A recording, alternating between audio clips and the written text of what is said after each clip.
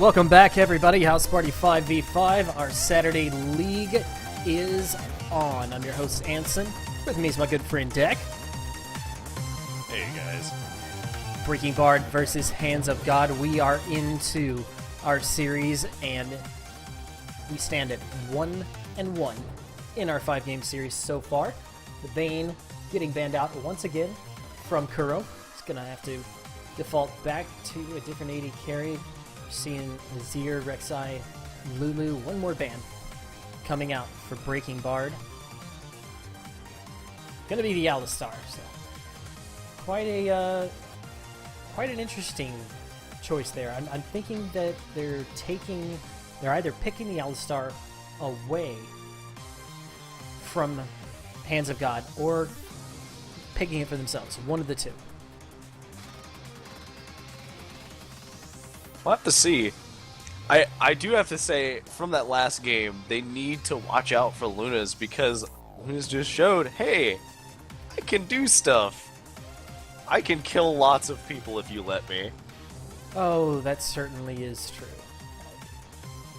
He's quite capable of dishing out plenty of damage on a variety of champions. He had a little bit of a lackluster performance game 1, but that game 2 with the Kog'Maw just came through and wrecked face.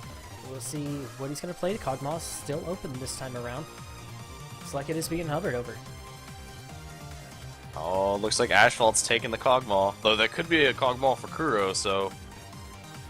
That could very well be a Kog'Maw for Kuro. We saw him perform quite well on that last game, last week in the semifinals. So, options available. You know, I love that when a champion can be played on either side, on 2 or more different roles. It leaves the other side guessing as to where exactly they're going to go, and you can't pick your champions according to it because you might be wrong. Well, it looks like Wumple's going to go with the safe pick of continuing the use of Kalista. It worked out last time. Sure, it'll work out this time, hopefully. Yeah, there was a point where Kalista was auto-banned every single in-house ranked game that Wumple played. It was just a given that was going to be the first ban out of the gate. Nobody even bothered messing around with it. So Sky picked something that isn't Darius. That's terrifying and amusing. Is that what he's going? I guess that... Where else are you going to take Maokai? I mean, I guess in a strange world, it could be Maokai in the jungle with the Gragas mid. I am not expecting that, because I don't believe Mishari's played very much of Maokai in the jungle recently. Folks, but it's not completely impossible. It has been a while since we've seen Sky play competitively. He may have amped up his game quite a bit. He may have expanded his champion pool, and he's coming in with a champion that a lot of people haven't seen him play and may just do phenomenally on it. Or, you know, he could bomb it out. A lot of things are up in the air when you throw these wild cards, when the bench start coming off the bench and start playing on the main roster. Yes, you're at a disadvantage, but you also have the surprise advantage because nobody's seen Sky play competitively in the Saturday League for quite a few weeks now.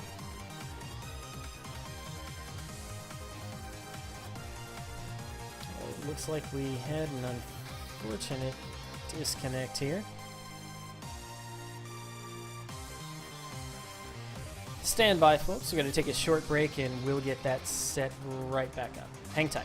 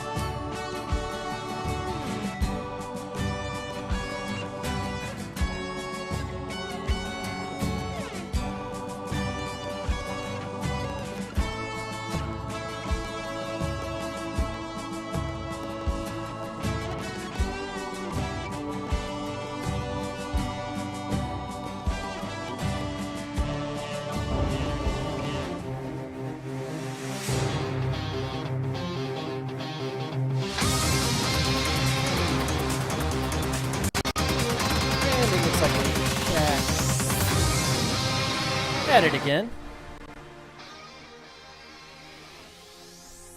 A minor disconnect in our viewing. Minor hiccup. That's unfortunate side of playing online tournaments. Both sides going to be putting out the same picks and bans, so this pick ban phase should accelerate to the point we were at without too much of a hiccup. They're probably going to be running the timer a little bit just to make sure that there isn't another disconnect, just in case.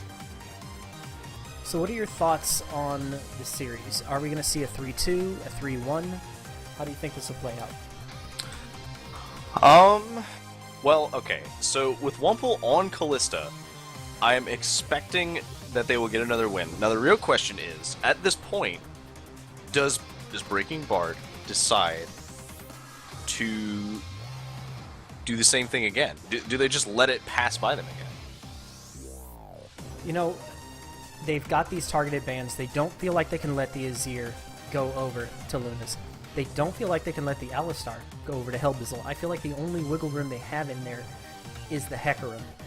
The top lane on both sides are really not the powerhouse of the teams.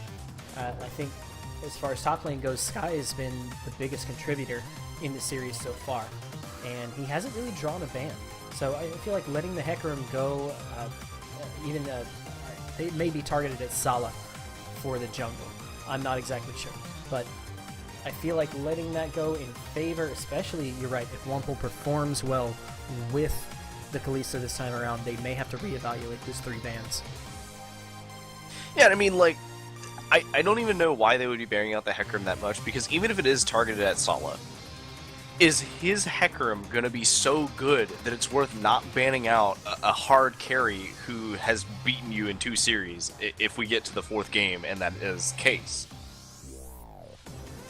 And I have to say, I don't think it is, because I don't think Hecarim is strong, but I don't think that he's pick or ban worthy.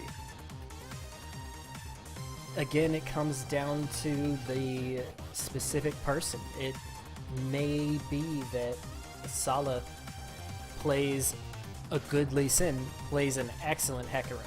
And when you can take a specific player from excellent down to good, you're doing well in Champion Select. Unfortunately, like you said, there's only 3 bans per side. So something's got to give somewhere. We've got 5 people, and they all play one champion very well on each side. So you kind of just pick your poison as far as this goes. I'm not sure if leaving the Kalista open is the best course of action, but we'll see how that plays out for Breaking Bard. We've got, looks like Kuro is bringing out the secret weapon from last week. It's going to be. Well, we'll have to see how it performs against Kalista. I'm not sure. Thresh on top of that. Yeah, I was gonna say I'm not sure I like it to Kalista Thresh, although he does have the Morgana Shield. Morgana Shield's going to help him get out of a few sticky situations, but as we saw from Game 1, the Black Shield was not the be-all end-all. It did not save Wumple on his Ashe. Several times when it was thrown on him before the crowd control landed, even negated the crowd control effects.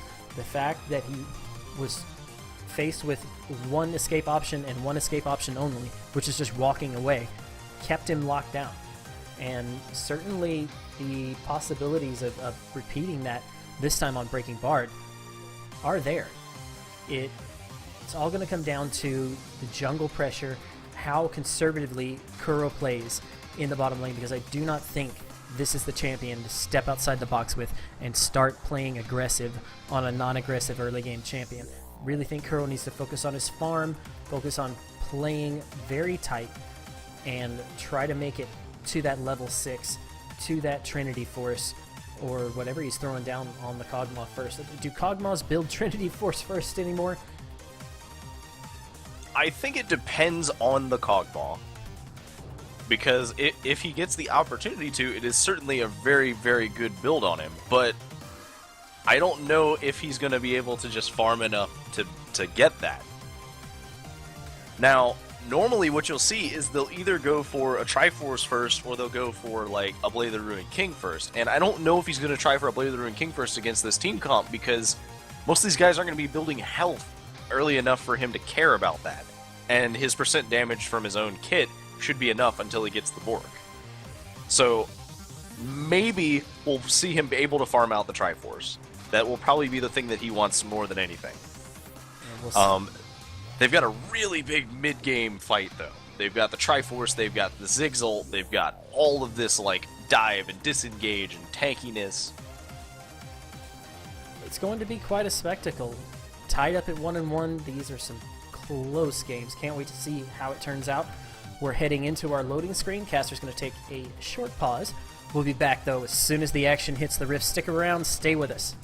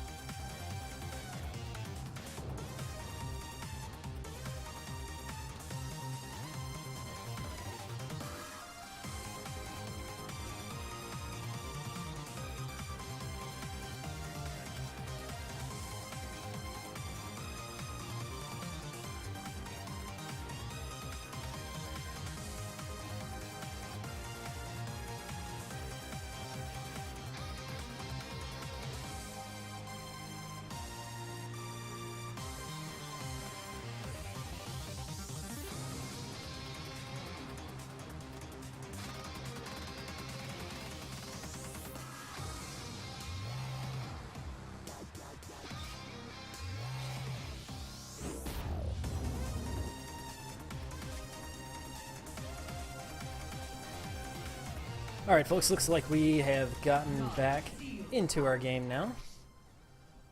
All pause issues aside.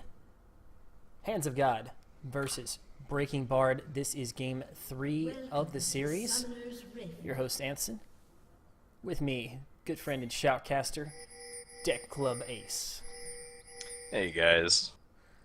So we were talking about predictions for the series. Now that we know we're sitting at 1-1, 3-1 or 3-2, I can't decide who's going to win, obviously.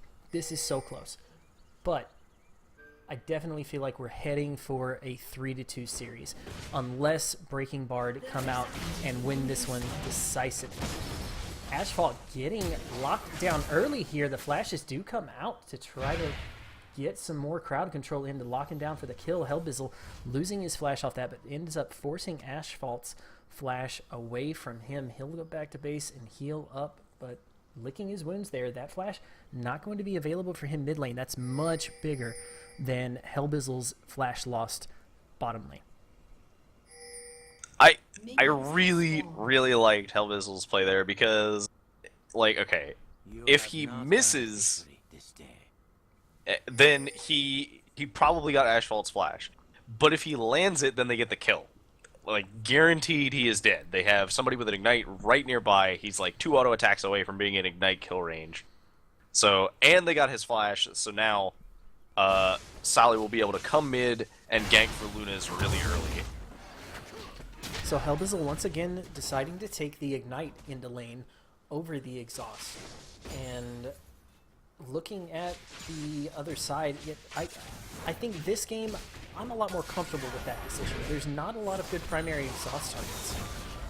And a lot of early aggression being traded back and forth here. Fly Knight and Kuro dueling it out with Wumple and Hellbizzle. Potions being popped, and Fly Knight positioning for the Dark Binding.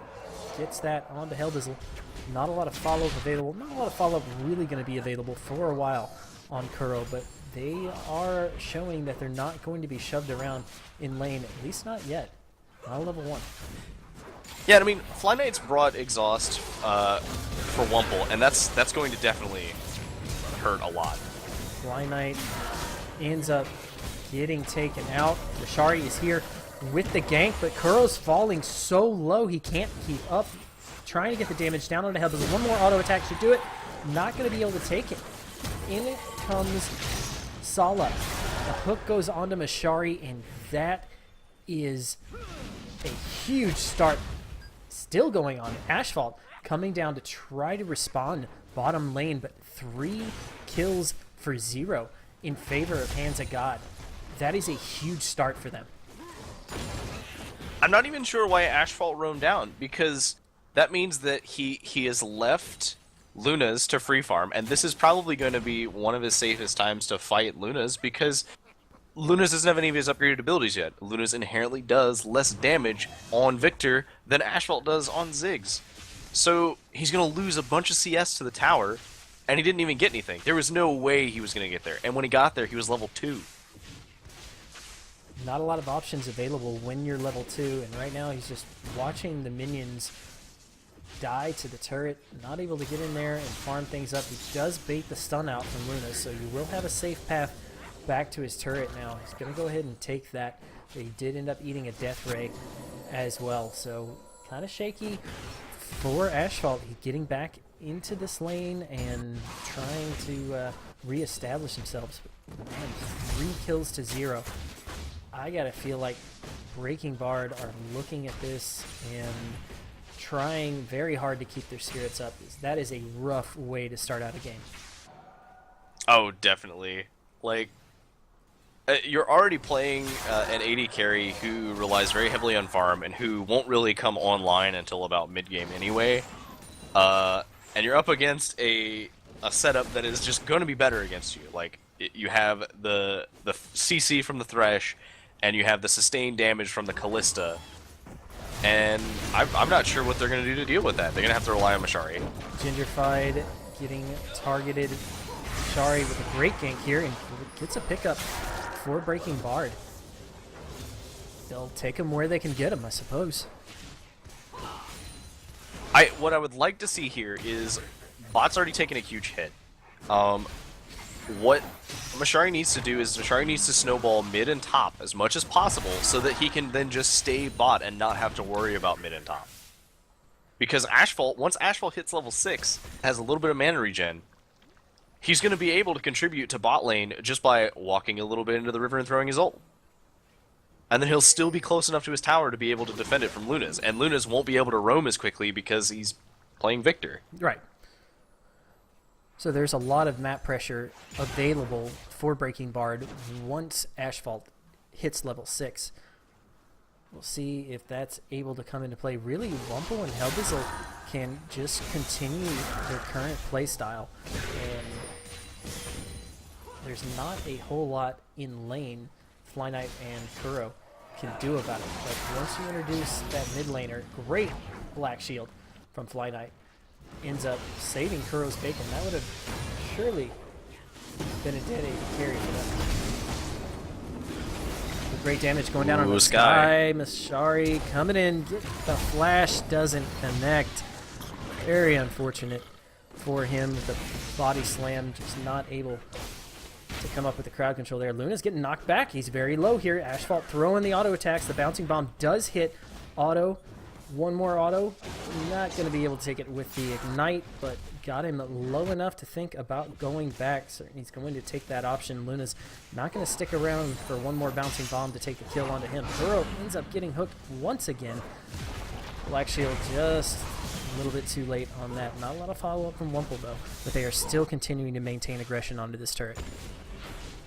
Now, Asphalt actually just used his ult to try and predict where Luna's was recalling, and Luna's, knowing that Asphalt was about to get ult, went towards the Wolf Camp and instead recalled near Wolf Camp.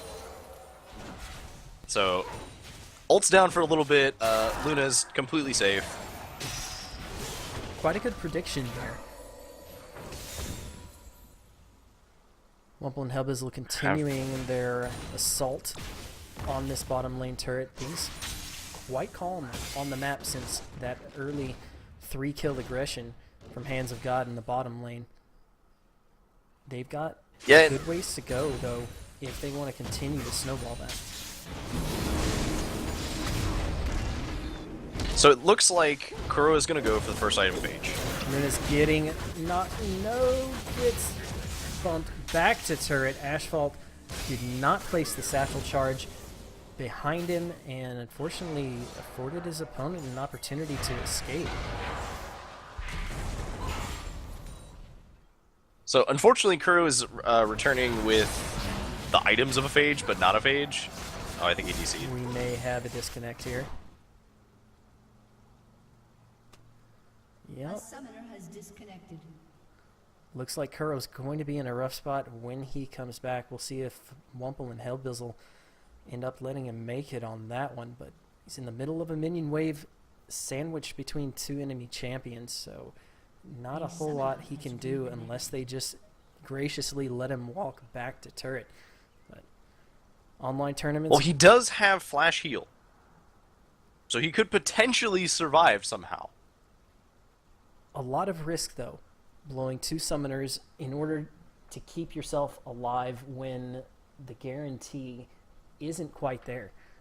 Helbizzle has the ignite. Certainly a good portion of that's going to be mitigated once the flash gets popped, but still, Wumple and Helbizzle are just in a great position right now to try to pull something off, but here we'll see how it goes down. Kuro in the middle of 2 champions. The Rend hits as soon as the pause comes off. No mercy coming out from Hands of God. They want this win.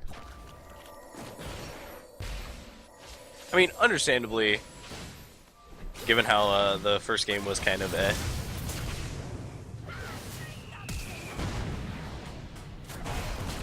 fancy feet.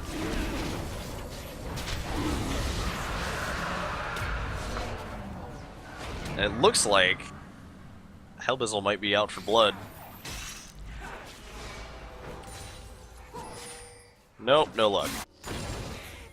Oh well. Gingerfied recalling and picking up a couple of things, actually. Just some extra pots and a catalyst. Wumple and Helbizzle continuing their path of destruction toward this turret. They are really amping up their aggression in this bottom. They have been all series long, lots of aggression. It didn't work out for them very well game 1, but you know, they doubled down on that strategy, and it has been doing them wonders in the next 2 games. Have to see. It looks like, yeah, Wumple came back with a full BF sword, so very soon he will have the Bloodthirster. And you know, that's going to be so hard for Kuro to fend off. The amount of power you gain by dropping a BF sword on an AD carry versus an AD carry that is trying to go into an item like Bork or Trinity Force is just, it's almost unfair how it feels getting back to lane with just a few pieces of something and somebody's got a BF sword, which is a huge item. And I mean, in terms of AD, Kuro has like just under or just over 50% of the AD that Wumple has right now. That was Asphalt with the blue buff steal. What? Mad points for the blue buff slam dunk. It looks like they did have vision on that blue buff area just now expired. So great warding coming out from Breaking Bard to pick up that steal. That blue buff is going to be huge for Asphalt, especially the fact that he denied it to his opponent. Mashari coming in with the explosive cast, gets the knockback onto Gingerfied. Body slam, going to provide some more crowd control. Gingerfied not going anywhere. Mashari doing his best to snowball his top laner and his mid laner. Just like you said, he hasn't been focusing on the bottom lane. Asphalt getting kicked backward, and Sala with the follow-up. Hands of God grab themselves another one there. Mashari doing his best to try to gank these lanes, but it just seems like Sala is one step ahead of him. Hasn't come up with any counter ganks yet, but has just been a force to be reckoned with in the other lanes while Mashari's off doing his work. So it's a battle of attrition almost for Mashari on Gragas here. Well, we'll have to see, because right now almost all of the gold that is in the advantage is all on Wumple. And they have an exhaust. They have Ignite. They have a lot of abilities that let them just stick onto one person and kill that one person, because they have all of the AoE damage, they've got bindings, they've got various snares, all kinds of stuff. So if they catch Wumple ever in the team fight, that's a huge chunk of their gold is just gone. Going to be hard to catch him out. Helbizzle, though, not going to be very hard at all. Mashari going in, gets the smite kill. Teleport coming in from top lane. Gingerfied in a rough spot here, but starts putting the damage down onto Asphalt. Ash going in with the bouncing bomb, picks up the kill. On his way out, the flash from Sala. Kuro doing what he can, but the dragon kick going to take him out. Asphalt is here to try to pick that up, but another kill goes over to Sala. He ends up falling to Fly Knight, and wow, both sides just hanging on with their claws in. They don't want to give up a single inch. And so what that did there for Sala is now about even with Mashari in terms of gold, just because of the 2 kills that he just got by himself. But nobody on his team got assists for those, so he just got a bunch of solo kills basically. And you know, they did end up getting a tower out of it though. The spread of gold, very important, especially in these 5v5 games. Solo queue, you can get away with not having a lot of gold around so long as the person with the gold isn't dying too much. But in these extended team fights and rotations, it becomes a lot more important in these team games. Wumple with the solo, well, not solo kill there, but just pretty much all but 1v1ing Kuro. I think we're going to have to see some kind of response from Breaking Bard in the next game. Throwing Helbizzle back, he gets a great play down, but unfortunately can't take his own lantern out of there, and it's going to be another kill. Helbizzle will graciously sacrifice himself to save the life of his AD carry, who is now out of abilities to get away. And, you know, he's sitting at 4-0, so that's a lot of shutdown gold. Good plan from Helbizzle. I was just thinking, you know, it's really been a rare sight to see Helbizzle die like that. But you're absolutely right. He was going in there to put some distance between himself and his AD carry. Better me than you. Yeah, and I mean, he lands a hook, and the hook is, in general, when you're running, it's just to kind of slow somebody down. But, like, he realizes, okay, no way we're getting away from 3. What is this actually for? Because the 4th one is right around the corner that they can see. So, he just takes the hook and decides to sacrifice himself. And it works out. He's the only one that dies, and they got a free kill, basically. A kill for kill, because they killed Kuro. So Dragon is up, Hands of God rotating around toward that objective. Spot out a fresh ward from Breaking Bard. That's going to gimp Breaking Bard's vision on that objective as they try to close in here. Not actually going to try to close in. Pretty much free Dragon, Hands of God. Yeah, but at this point, it's not a huge surprise because what's Breaking Bard going to do in a fight like that? I mean, a lot of their gold is sitting on Mashari, and Mashari wasn't even on that side of the map. So whenever that got sweeped, they're like, okay, there's no way that Mashari's going to get here in time to contest it. Nobody go over there. We don't have the teleport from Sky. We don't have any summoners on Kuro, so we just don't even want to risk it. It's not worth it.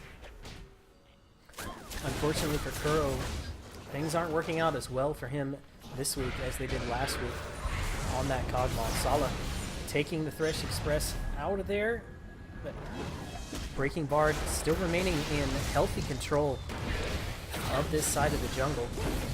Shari getting away. Blue buff still active, but Breaking Bard may have to concede that objective over.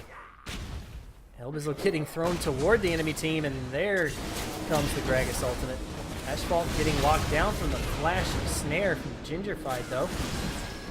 Kill going to be going over to him.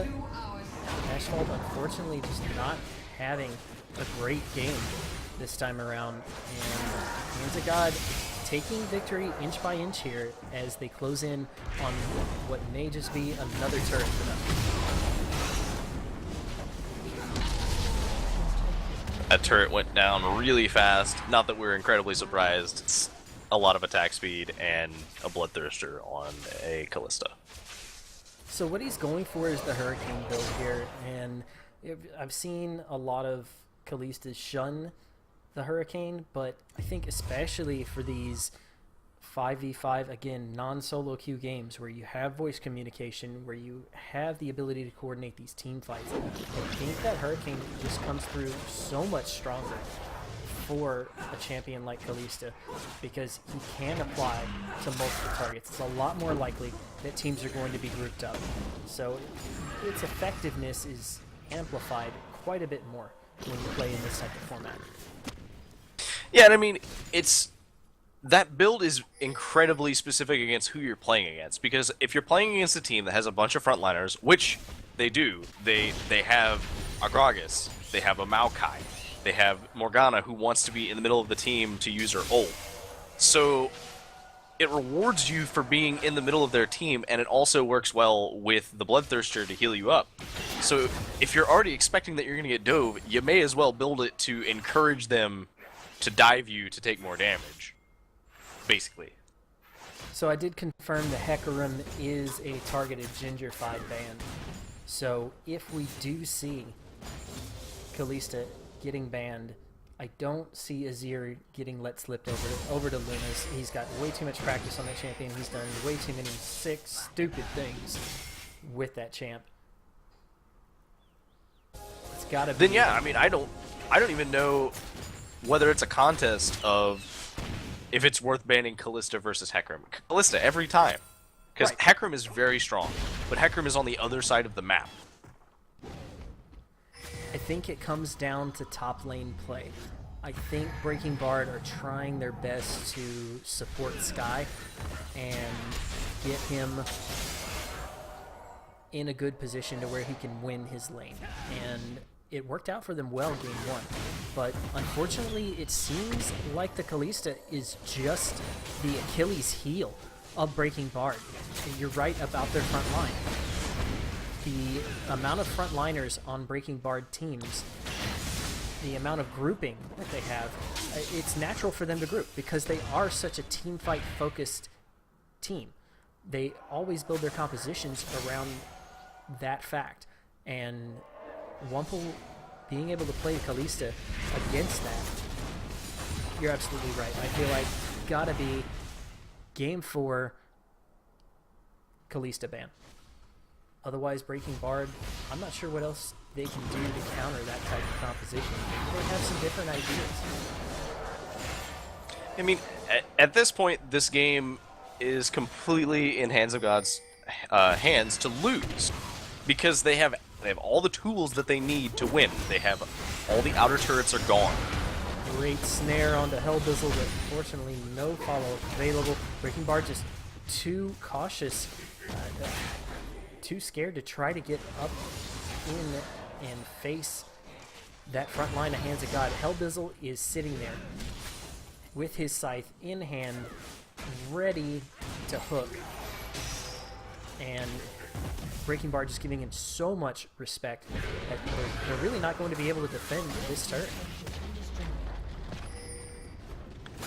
And now, Hands of God gets to rotate to bot. But we talk about decisions and removing them from the opposing team, and Hands of God doing an excellent job right now of exactly that.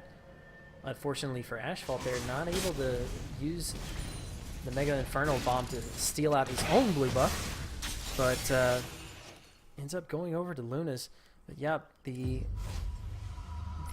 composition that we're seeing Breaking Bard with here, I just feel like removing Kalista from the equation will help them out 100%.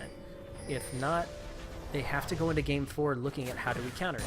And they've had to have asked themselves that question the past 2 games.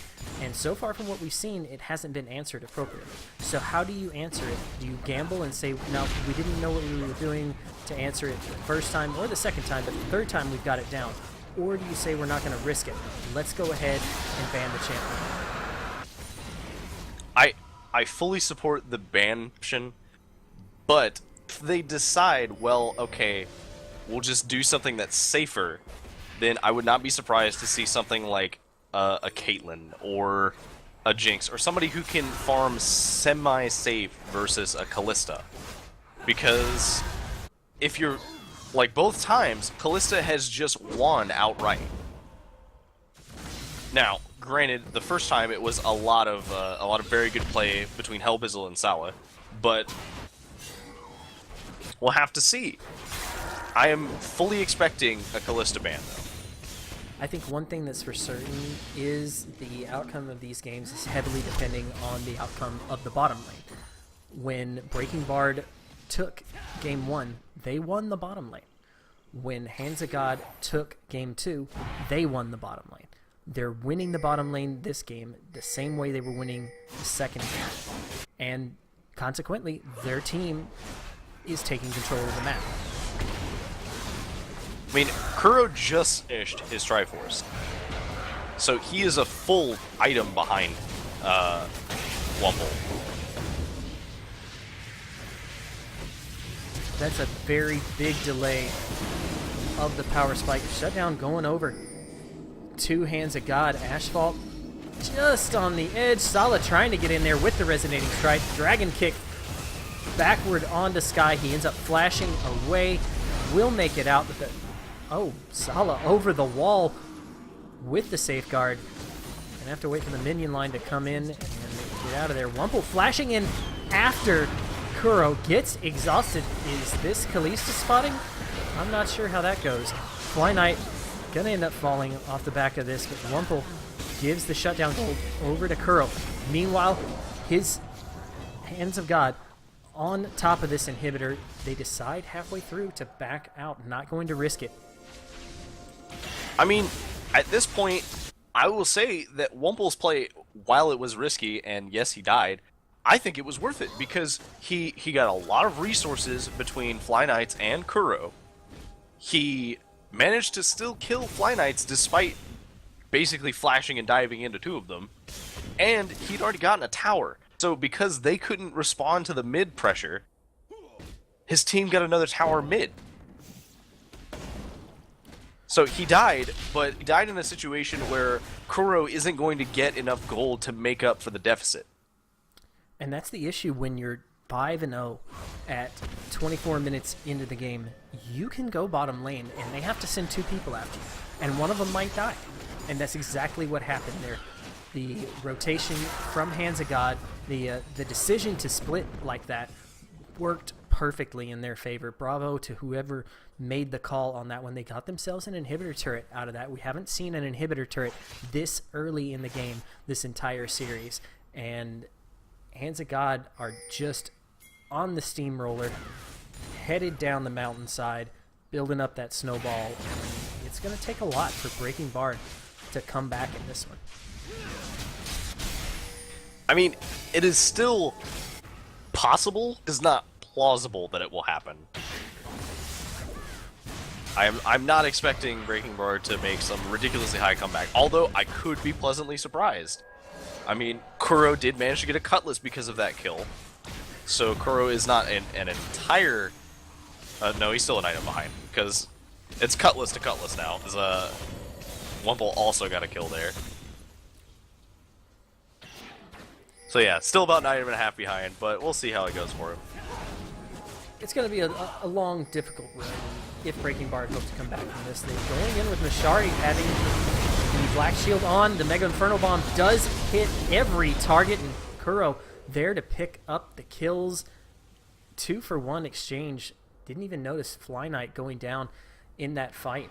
And Breaking Bard regaining control over their jungle area. This is a lot bigger for them than the 2 kills actually appear. Oh yeah, definitely. They're able to get some nice solid vision in their jungle, which at the time was kind of working on being controlled. Like, it wasn't really theirs, they just hadn't been able to get over there, but now they got to go in there, put some ward bridge down. They got some wards on Baron, so they'll know if they attempt to do Baron, which against a team like this is not a good idea, because all it takes is one good Zigzult, and even if you get the Baron, you'll still die. You're absolutely right about the vision. That was a Hands of God controlled jungle. Breaking Bard having a very rough time getting in there and just trying to maintain control of that area, which sits right on top of Baron. It's absolutely crucial that you control it. So yes, the gold from those kills helps out. No question about that. But the amount of map pressure they gained from taking those 2 out and re-securing control of their red side jungle, much better. Asphalt rip Asphalt here. Elbizzle with the hook, follows it up. Mega Inferno Bomb, not really gonna do anything. Asphalt just I mean, pushing he didn't out have flash yet. Rookie mistake. Rookie mistake. He pushed out too far. He didn't have vision in the areas around him, and paid for it. And that's going to be Dragon number 4 going over to Hands of God. It's wow. Dragon number 5, 6 minutes around the corner. We're looking at a potential 34-minute Dragon number 5 for Hands of God. That's not a decisive lead. I'm not sure what is. It looks like they might have their eye on the Baron because, I mean, they know that Asphalt doesn't have his ult. Again, the options for Breaking Bard range from risky to impossible. And it's just a matter of picking their poison. Mashari over the wall, looking for the steal. Won't come in. Gets the ultimate down. Hands got barely split apart. Gingerbread going in on the back line, tearing through Kuro Sakai, but he ends up flashing away the rest of Breaking Bard. Playing cleanup crew there. Wumple is in trouble. Look at the damage raining down from the Bio Arcane Barrage. Sakai just a little bit too close. Got within auto attack range of Wumple, but was able to get enough damage down onto him before he was able to do much else in that fight. Still got 2 members of Hands of God alive with the Baron buff on them, so Breaking Bard not taking a complete victory away from that fight, but certainly worked out in their favor a lot better than it otherwise could have. And you know, because of... Uh-oh. No, okay. Because of Wumple's, like tons of lifesteal, Bloodthirster Borg, Ravenous Hydra, he almost got a kill, even in a situation where he should have been easily dead. He was 1v4, and he still almost killed 2 people. He would have killed 2 people if not for his Zhonya's. It goes to show his technical ability on that champion. He has a very solid grasp on making use of the Kalista passive. And when he's kiting around like that, dashing back and forth, life-stealing up, applying stacks to multiple targets, it can be a dangerous situation. And it looked like Kuro was just getting out of position and risking his life to go in there to just try to get the kill. But what he actually was doing was going in there and trying to put as much damage down onto Wumple as possible before Wumple ended up 1v4ing the entire lot of them. Seeing the TP come out to defend top seems reasonable. There's not really going to be an objective that is going to be contested over before it comes back up, so may as well use it to keep that Wumple, or not Wumple, keep that, well, Wumple is there, so yeah, keep Wumple off the tower. Sky going in hard on the targets here. Wumple in the back line, chucking those spears away. Mashari gets locked down. Gingerfied still pumping out plenty of damage from the front. Sky and Kuro are on the run. This could be the game-winning team fight here. Baron still ticking away on 2 members of Hands of God as they grab themselves another turret, going to stop their assault in the top lane, continue it through this mid lane. The inhibitor's exposed. It's open. Asphalt grabs the ninja kill onto Wumple. That's huge. Breaking Bard can actually defend this now. You have to respect the bouncing bombs, especially whenever it's a Ziggs that has a Luden's Echo. That's a lot of damage on one ability. You have to give it to Breaking Bard. They are not taking this one laying down. Yes, they're 10,000 gold behind, and it has been somewhat of a depressing game for them. Just things not really working out their way. Plans well laid, but not well executed. They're not letting it get to them. They're still holding on for dear life, making Hands of God claw tooth and nail for every single objective they try to take, and fending them off quite well at that inhibitor there. I mean, we see, like, every time Hands of God gets an objective, they pay with at least one person's life at this point in the game. Because, if nothing else, Breaking Bard can just do so much damage that if they focus one person, that one person dies. Unfortunately, the one person they want to focus is Wumple, and they can't catch Wumple. Wumple's hard to catch. He's dashing around quite a bit, and he's got a front line that are just a brick wall to try to get past. Rotation coming out. Now, in this next fight, gotta look at Luna's. Wumple, you just got caught, brother. That is a dead Kalista. Hellbizzle focus on next wave of damage here. Fly Knight falling very low. Asphalt has joined the fight though. Has the Mega Inferno Bomb, picks up the kill on the Lee Sin. Sky doing what he can to assist his team. Having to dash out of there. Lunas is just pumping out damage alongside Gingerfied. The amount of crowd control and damage that's just coming down from that rise, completely terrible for Breaking Bard to have to deal with there. So what I was gonna say, again, immediately before the fight breaks out, was before that back, Luna's and Ginger hadn't gotten to spend a lot of gold.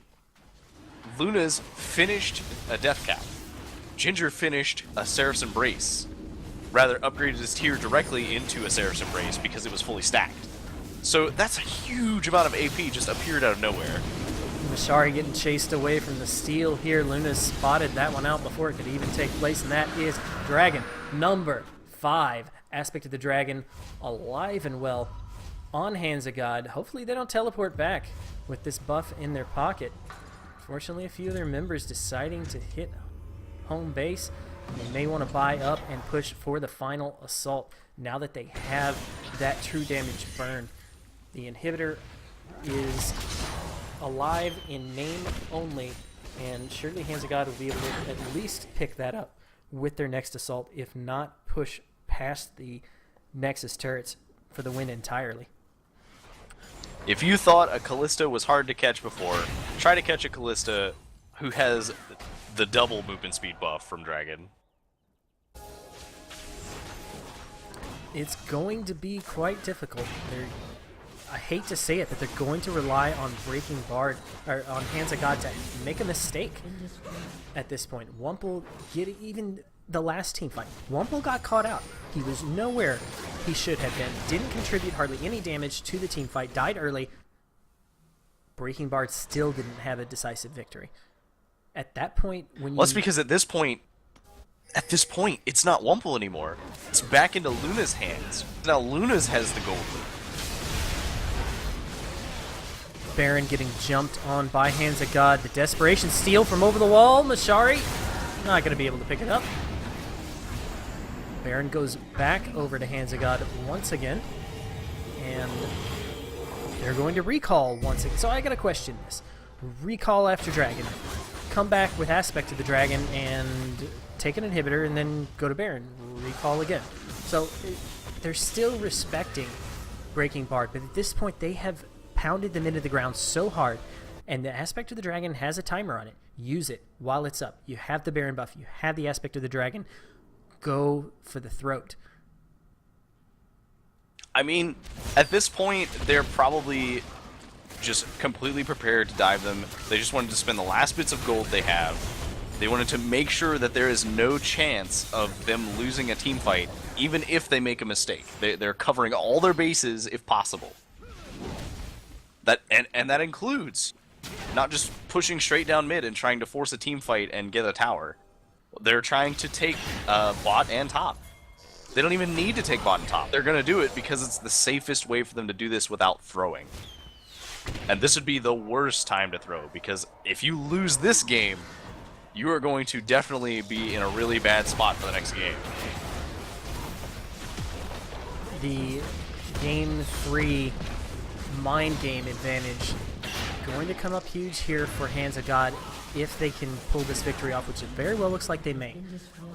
Breaking Bard came into Game 2 off a win, feeling plenty confident, being one of the top teams in the league, and it's got to be demoralizing to see what's unfolding before their eyes right now. They did end up actually picking up Gingerfied right there, though. Sala getting over aggressive as well, but look, Wumple, Luna's right behind him, not even caring, just pumping out the damage. Breaking Bard going in on to Hands of God. They grab one kill. Wumple is down, and that is going to force the rest of the team back. Hellbizzle in a dangerous spot. The Death Ray over the wall chases Asphalt back to the Nexus turrets, and all that's left for them is to wave clear and prepare for the next strike. I mean, this is exactly what I was saying they were probably afraid was going to happen. They got a little bit too greedy. They pushed way too hard for the towers, but they got all the inhibitors, which means supers down every lane, double supers down every lane, because all the inhibitors are down. And that's the end of their Baron buff. They don't need it anymore, because at this point, Breaking Bard can't get out of their base. They won't be able to get out of their base once all the supers get there, so they'll be forced to defend their two towers. Now we have Dragon coming up in a minute and a half. So safest course, taking Dragon or going straight for the Nexus turrets? You gotta think Dragon definitely seals the deal if those inhibitors are still down by the time they take Dragon, storm through, and start putting damage down. Certainly with the Dragon, if the inhibitors come back up, just go back, retake them, rinse and repeat. You've got your Aspect, you can charge the Nexus, win the team fight, win the game. So everything centering around Dragon at this point. And Shari knows that, trying to get some vision down. Just going to end up getting caught out here, and Hands of God don't even need Dragon. 49 seconds on Mashari. He's going to be in that death pit, and that should leave Hands of God. Wow, the flash death ray over the wall from Luna's. It's a lot of damage down onto Asphalt. He's going to heal that up while the rest of his team tries to fend off these double super minion assaults. Wumple getting engaged on by Sky here. Sky's got the ultimate on. It's not going to be enough to take him out. Wumple just life-stealing away, chucking those spears from the back line. This is Hands of God's game. They put Breaking Bard on the deficit here and force them to have to win out for the rest of the series in order to come off with a win.